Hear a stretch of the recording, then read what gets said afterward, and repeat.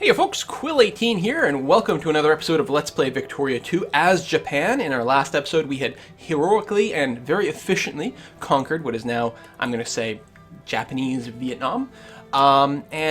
We've been left with, well, a lot more land, a big army. We were going in debt considerably, but stopping the war and also cutting back on our national stockpile has fixed our economy for now. There's the risk if someone declares war on us, we may not actually have the economy to sustain a very long war, so we're going to have to look into that a bit. And generally speaking, just build up our infrastructure and money-making potential as much as possible while we burn off infamy, because we are a little bit high. I do want to continue conquering, though, whenever we get the chance. And the question that is still up in the air, of course, is do we go directly for China, or do we go, and you know what? I know I'm interrupting my own thought here, but we have successfully, for now, yeah, I think we're going to just have to work on building some influence in China as well, just to, and I know we're spreading ourselves a little thin here. Oops, 2, 3. Yeah, big penalty because of our relations, of course. I clicked again. Frickin'. I'm just trying to sort by the priority box instead of... There we go. I know we're spreading ourselves a little bit thin, but I'm worried about someone coming in and sphering them like the US, which would be a bad time. So we're going to see what we can do to help slow that down as well, although I don't know if that's an option. We're going to be good in Hawaii for a little while, though. And frankly, I'd been talking about maybe just forgetting the Hawaii thing. As much as going into South America sounds like a lot of fun, the fact of the matter is we have a lot of territory to conquer at home. So actually, yeah, I'm going to do that. I've, successfully kind of annoyed the US enough, I think, with Hawaii. So we're going to go and do that. So we'll still have Denmark, Egypt, and now China that we're going to try to just keep as neutral as possible. Then we'll look into taking some chunks away. I know there was a few other spots that might have been interesting. Yeah, Siam is actually kind of tempting. I don't know, how much of an economy there is for opium at any given point, but it's pretty tempting. But of course, huge parts of China have very valuable things. Silk, tea is very cool. And then there's the regions bordering Korea, which have some iron, which is not bad at all, and actually some more coal over here, although some of this is Russian. So, yeah, quite a few targets of opportunity. But first things, I'm actually going to flip over to infrastructure map mode. And we're going to look at, so we're going to want to build a bunch over here. Boom. Wherever we can. And we do need to expand or upgrade our railroad tech so that we can expand our railroad in more of these areas in general, because that's quite a lot without it. We also have to move our troops home, reorganize our ships. Okay, so where are our transports? I believe these are our transports. Yes, indeed. So I guess we will, we've got to leave some troops behind. So I will go and just dock over here. And actually, maybe do we need another naval base? I don't really think we do. We've got pretty good coverage. Yeah, I don't think anything here is really going to help us out. Oh, forts might be a thing, though. Definitely. Okay, we're going to look at that in a sec. I'm going to move these troops here. We're going to leave, you know what, we'll leave this group here. Combine, go on rebel hunting duties. And then you two groups, or well, 3 groups actually, are going to come down to here, and you'll be a second rebel hunting group, and then the rest of the troops will put on ships, and we'll probably, we'll bring home. And you guys have to come back, so all my military ships we're going to grab and dock over in Brunei. Because we do have a second fleet around here, don't we? Yeah. We got a fleet right here. Perfect. Lots of ironclads. And I think we're going to keep building ironclads. I'm pretty sure we've got a bunch queued up. Yeah.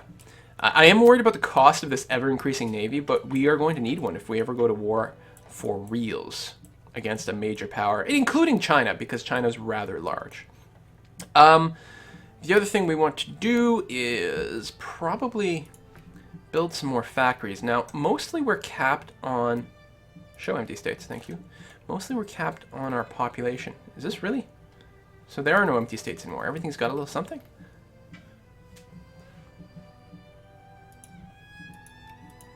seems kind of hard to believe. And do we have all our national foci in use? We do, in fact. Yeah, and everywhere they're in use, there's still a shortage of people. So we definitely, I mean, we need, oh no, here there's more than enough, so we can actually take the one off in Edo. They probably, and they're going to finish that, and they're still going to have some. They're going to want some more clerks at some point, but we can take them off for now. And which place is hurting the most?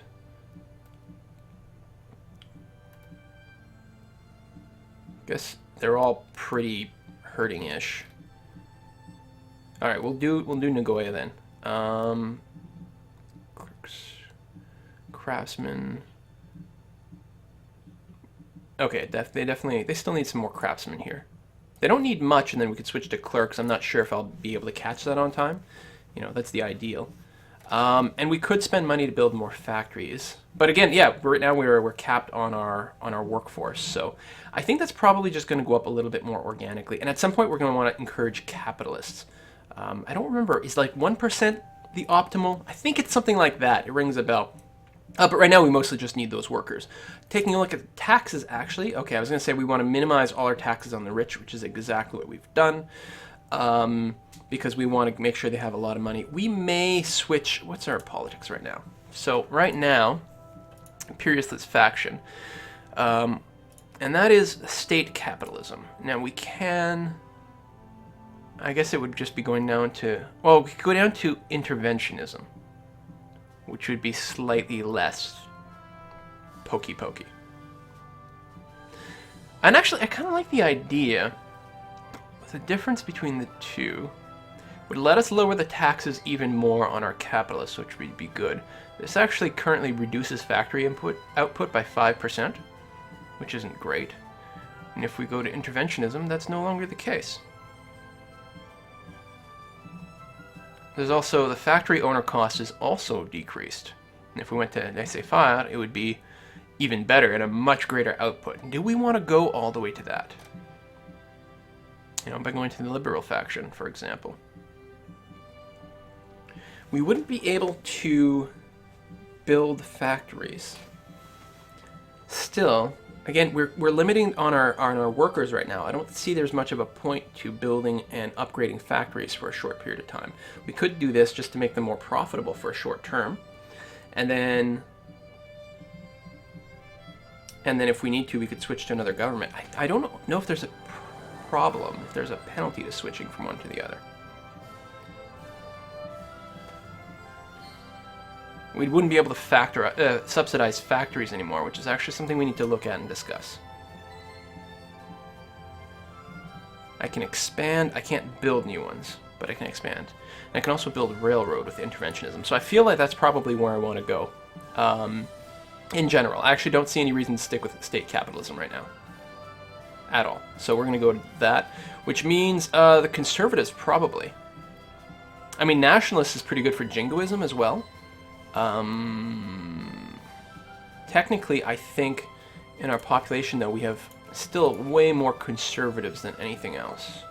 Yeah, by far, most of our population are conservatives. So I think it'll be happier. People will be slightly more pleased if we are simply conservative as well.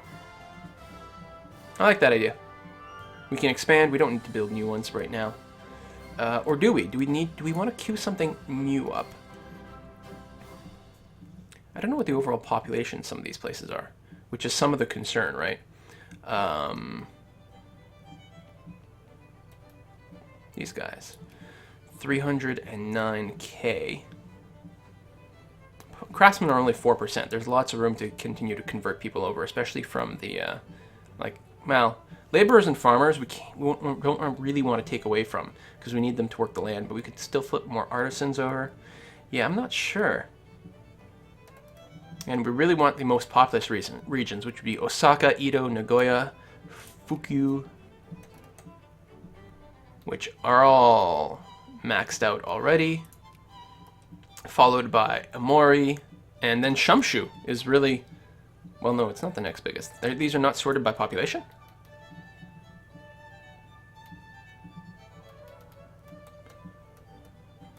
I don't know what they're sorted by. Maybe it's like native type of people or something like that. That might be the case. So Shumshu might actually be... Oh, well, some of these... Oh, they're colonial states. So it's actual states followed by colonial states. And we really need to get those upgraded. How many people by nationality? They're all Korean. They're all Korean. Vietnamese. Yeah, we really need more Japanese people to show up. Oh, here we have 2.8% Japanese. If we encourage bureaucrats here, yeah, bureaucrats, I think they take it from the pool of the Japanese, and if we could crack 1% Japanese bureaucrats here, then it would no longer be a colony. And there's nothing we can do to increase the speed. Oh, there's another one, Singapore. The population's really low, though. Oh, and this is where we're encouraging craftsmen. In our population 158. I have built a factory here. Oh, what a gigantic fail. There's really 158 people in total here.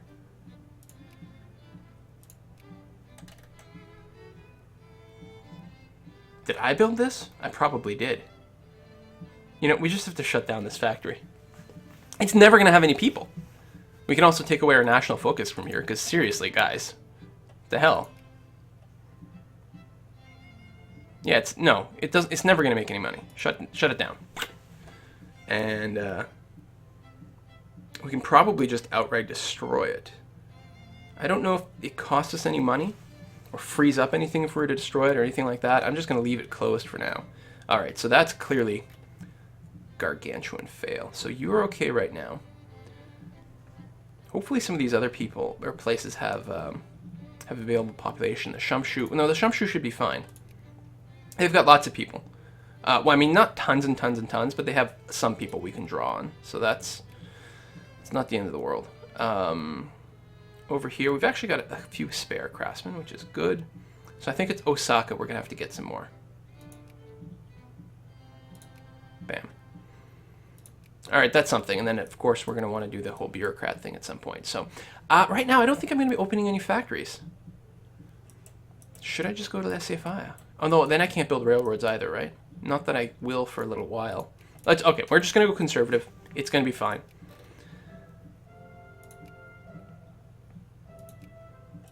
Good stuff. All right, and let's unpause and let time march forward. So what'll be really interesting, actually, is if there's any chance that we get a random event that gives us more sort of justifications for war without having to, well, go and justify it ourselves. Okay. Because it would be nice to take advantage of something that was...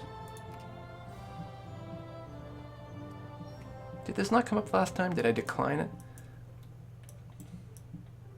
I think I'm okay with it. Keep the Netherlands from declaring war on us. Because we're going to keep picking on lesser people. We don't need to go after great powers. Again, we're playing ourselves as we want to be imperialists. Well, we're not so much wannabes anymore because it can keep time going slowly. So what we want to do is take over some more of these sort of colonial, like primitive societies. That's the sort of thing we want to get in on, rather than going to war with a bunch of the big boys. So we can combine these guys together, put as many as we can on the ship, which is actually all of them. And I think we're going to send these guys home. I'm having second thoughts about this, actually.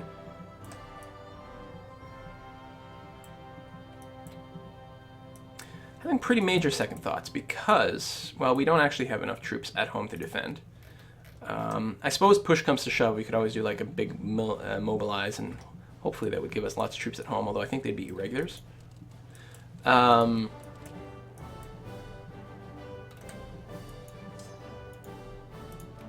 Just trying to think of what we want to do. Like, if we were attacked, where would we be at risk? Well, in a lot of our colonies, but it's hard to predict where exactly. We're really going to have to counter-draw people. And maybe I should just leave the troops here with the idea that they're in another theater. Actually, I'm going to move them over to Brunei. And then I have a big attack squad in this second theater of war, and then theoretically at home, I'll be able to produce some stuff a little bit more quickly. So I'm just going to move them out from here. It does mean potentially leaving Vietnam a little undefended against China.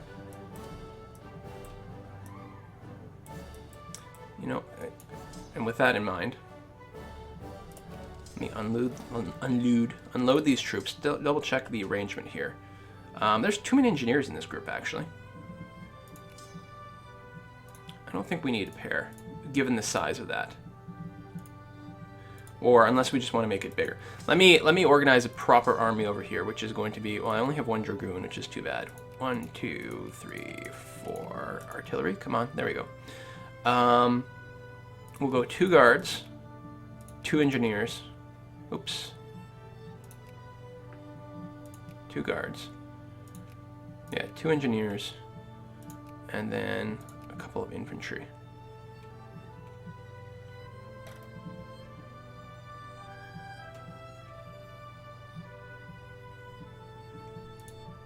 Alright, these are not bad armies. Maybe I should just leave all these guys here after all. In all 3 of these territories. And then becomes the question of where do we build forts. There's not a really good bottleneck here, unfortunately. It really sucks.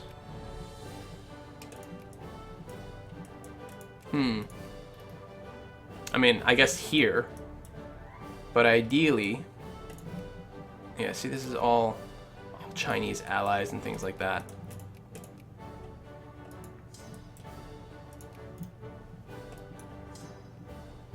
Yeah, both of you guys move here, and then we'll take one of you guys and move you here. I guess we're just going to do something like that.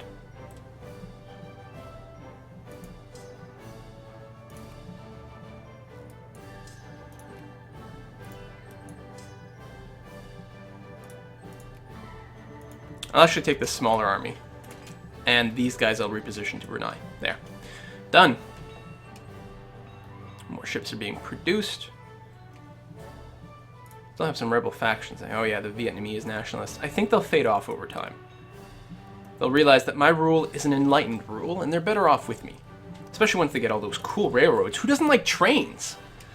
After this naval decision making is done, right over here, I'm definitely going to switch back to industry. Yeah, I'd like to go down to interchangeable parts, start building some machine tools at some point, and just generally increasing our factories quite a bit.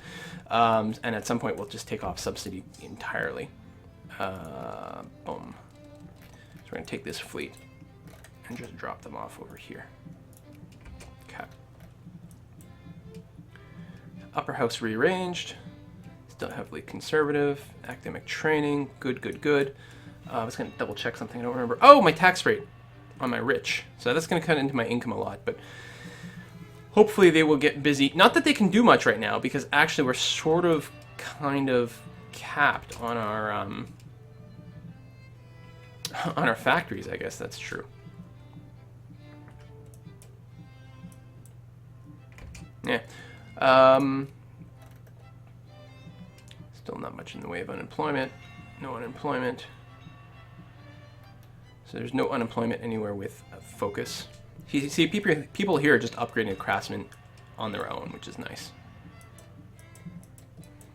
More ships being built. We've got a hell of a navy back home. A huge battle. Level 2 fort right up here would be an excellent idea. And these guys are already upgrading to level 2 fort. Oh, right. So I do want a fort over here, or a collection of them. I just don't know where. Maybe I'll just put them here, and then we can fall back. Oh, these guys are really having attrition? That's rough. What if we pull out, like... what's the unit limit? Oh, it is 22. So really all I have to do is pull this one engineer out. Will that be enough? Am I reading that correctly? Oh no, because it's a stack of 24, so it still won't be enough. Egyptian tomb discovered! Our archaeological excavation team working with the Valley of the Kings, or in the Valley of the Kings in Egypt, has discovered a tomb from the 18th dynasty. 18th? That's my favorite number. The tomb is rectangular and divided into upper and lower pillared sections, with a royal sarcophagus located in the lower section. This fantastic discovery has made our Egyptological department the talk of the historically aware Europe. Wow, 11.5 prestige and 1,200 research points. Don't mind if I do, thank you very much. Okay, they're fine now. So the supply limit, oh, it gets modified by all my various techs and things, that's right. Then you know what, you can come and help these guys out down here. And are you guys both on rebel busting duty? No, but you will be. Not that they're top notch if there's a really big army, but I don't think that they can field anything really big. Are they really increasing over time?